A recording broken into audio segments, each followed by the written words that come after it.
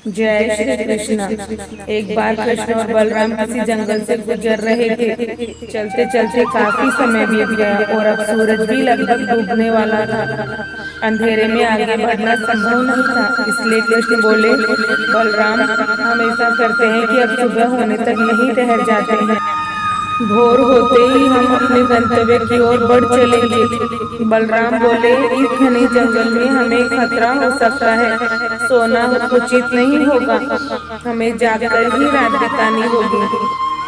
कृष्णा बोले, अच्छा, हम ऐसा करते हैं कि पहले मैं सोता हूँ, तब तक तुम पहरा देते रहो, और फिर जैसे ही तुम्हें नींद आए तुम मुझे जगा देना, फिर उसके बाद मैं पहरा देता रहूंगा और तुम सो जाना। कृष्ण ने सुझाव दिया। बलराम तैयार हो गए। कुछ ही पलों में कृष्ण गहरी नींद में चले गए और तभी बलराम को एक भयानक आकृति उनकी ओर आती दिखी। वो कोई राक्षस था। राक्षस उन्हें देखते ही जोर से चीखा और बलराम पूरी तरह डर गए। इस घटना का एक विचित्र असर हुआ। भय के कारण बलराम का आकार कुछ छोटा हो गया और राक्षस का और विशाल हो गया। उसके बाद राक्षस एक बार और जोर से चीखा और पुनः बलराम डरकर कांप उठे और अब बलराम और भी सिकुड़ गए और राक्षस पहले से भी बड़ा हो गया। राक्षस धीरे धीरे बलराम की ओर बढ़ने लगा। बलराम पहले से ही भयभीत थे और उस विशालकाय राक्षस को अपनी ओर आता देखकर जोर से चीख पड़े।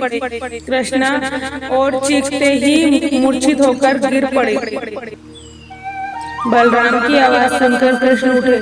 बलराम को वहां देखकर सोचा कि बलराम पहरा देते देते थक गए हैं और सोने से पहले उन्हें आवाज दे दी। अब कृष्ण पहरा देने लगे। कुछ देर बाद वही राक्षस उनके सामने आया और जोर से चीखा।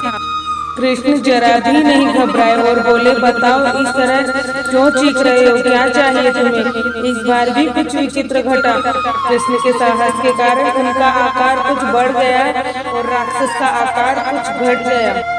राक्षस को पहली बार कोई ऐसा मिला था जो उससे डरा नहीं। घबराहट में वह पुनः कृष्ण पर जोर से चीखा। इस बार फिर कृष्ण नहीं डरे और उनका आकार और भी बड़ा हो गया, जबकि राक्षस का आकार पहले से भी छोटा हो गया। एक आखिरी प्रयास में राक्षस पूरी तरह ताकत से चीखा, पर कृष्ण मुस्कुरा उठे और फिर से बोले, बताओ तो क्या चाहिए तुम्हें? फिर क्या था, राक्षस सिकुड़कर बिल्कुल छोटा हो गया और कृष्ण ने उसे हथेली में लेकर अपनी धोती में बांध लिया। कुछ ही देर में सुबह हो गई। कृष्ण ने बलराम को उठाया और आगे बढ़ने के लिए कहा। वे धीरे धीरे आगे बढ़ने लगे। तभी बलराम उत्तेजित हुए, बोले, पता है कल रात में क्या हुआ था? एक भयानक राक्षस हमें मारने आया था। रुको रुको, बलराम को बीच में ही रोकते हुए कृष्ण ने अपनी धोती में से बंधा राक्षस निकाला और बलराम को दिखाते हुए बोले, कहीं तुम इसकी बात तो नहीं कर रहे हो?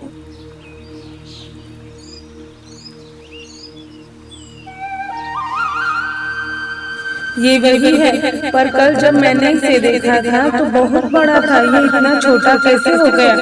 बलराम आश्चर्यचकित होते हुए बोले, चाहिए तो वो तुमसे बड़ी हो जाती है और तुम पर नियंत्रण करने लगती है, लेकिन जब तुम उस चीज का सामना करते हो जिसका सामना तुम्हें करना चाहिए तो तुम उससे बड़े हो जाते हो और उसे नियंत्रित करने लगते हो।